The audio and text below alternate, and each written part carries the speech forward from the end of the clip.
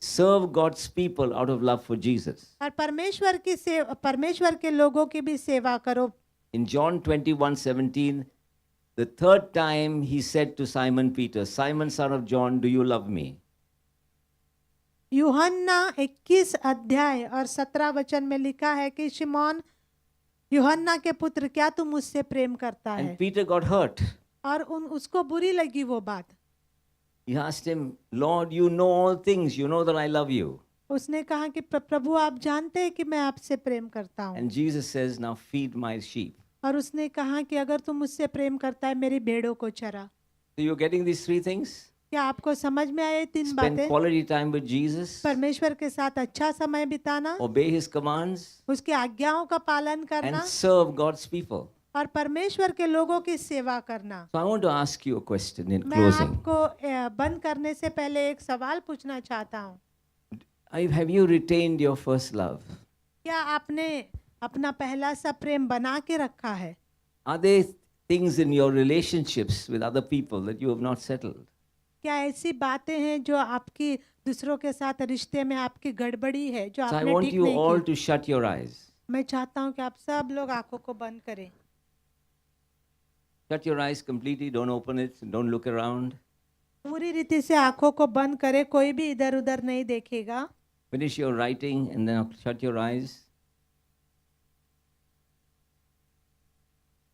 If you have got relationship problems with others, अगर दूसरों के साथ रिश्तों में आपके गड़बड़ियां हैं तो, that you have not sorted out, और जो आपने ठीक नहीं की है अभी in तक, which you have got angry, you've done something wrong, जिसमें आपने कुछ गलती की थी और आप गुस्सा हो गए थे, I want you to just put up your hand. No one is looking at you. मैं चाहता हूं कि आप अपने हाथों को उठाएं Say, Lord, I wronged this person. I spoke badly to this person. और आप कहें कि प्रभु मैंने इस व्यक्ति के प्रति गलत व्यवहार किया, गलत बात की। Put up your hand. Put up your hand. Don't feel shy. आप अपने हाथों को उठाए, शर्माए नहीं। We can all do such things. हम सब ऐसे काम कर सकते हैं। You may not have done something, but your heart is not pure towards the other people. हो सकता है कि आपने कुछ किया ना हो, लेकिन हो सकता है कि आपके मन में बहुत कुछ बातें हो दूसरों के प्रति। If you have got hurt by another person and offended you, put up your other hand. अगर आपको किसी ने दुखाया है या दूसरे के द्वारा आपके दिल में अगर कुछ दर्द है तो आप अपना हाथ उठा सकते Now हो। resolve in your heart and mind और आप अपने मन में एक प्रण करो to forgive them, कि मैं उसको क्षमा कर देंगे, and to also yourself go up to them and seek their forgiveness. और आप खुद भी जाकर उनसे माफी मांगो। Ask Jesus for grace to forgive them. परमेश्वर से अनुग्रह को मांगो क्षमा करने के लिए। Take this very seriously if you want to walk closely with God.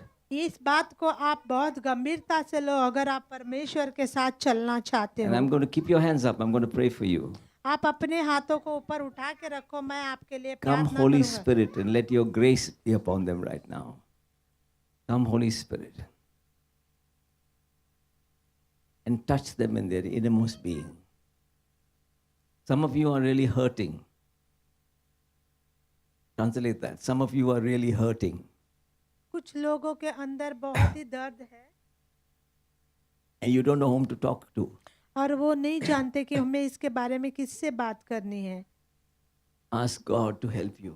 आप परमेश्वर से सहायता को मांगो। You can even weep and cry before Him. आप परमेश्वर के सामने रो सकते हो Say, God, help me. और आप कह सकते हो प्रभु मेरी सहायता कीजिए, My heart has gone hard. मेरा हृदय कठोर हो गया है, Come and help me, Lord. अब मेरी सहायता करें।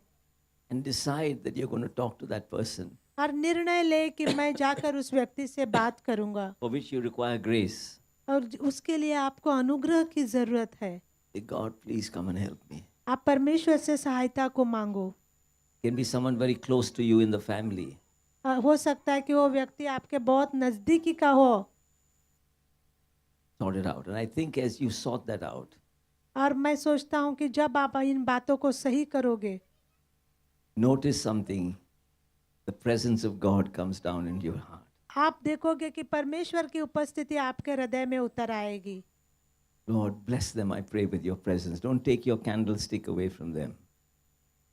But if you have secret sin in your life, अगर आपके जीवन में गुप्त पाप है, you have secret sexual sin, you're watching pornography, for example, ऐसा कोई गुप्त पाप अगर आपके जीवन में, अगर गंदी चीजें आप देख रहे हो, Jesus, you can't connect with Jesus if you've got harboring sin in your life.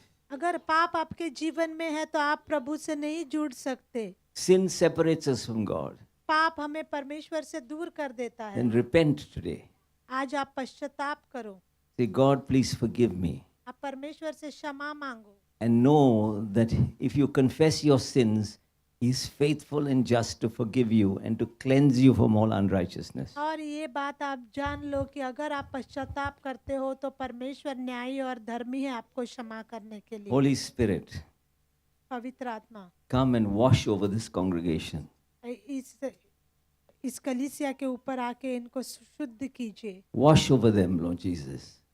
प्रभु इनको शुद्ध कीजिए. Wash over their hearts and minds. इनके हृदय को, इनके मनों को शुद्ध कीजिए. Purify them. उनको पवित्र बनाइए. And may they live और ऐसा हो कि वे passionately in their first love. वो अपने प्रथम प्रेम में जीवन बिता सके. In Jesus' mighty name. यीशु के नाम में प्रार्थना को. And all God's people said, Amen. Amen. Thank you so much. God bless you.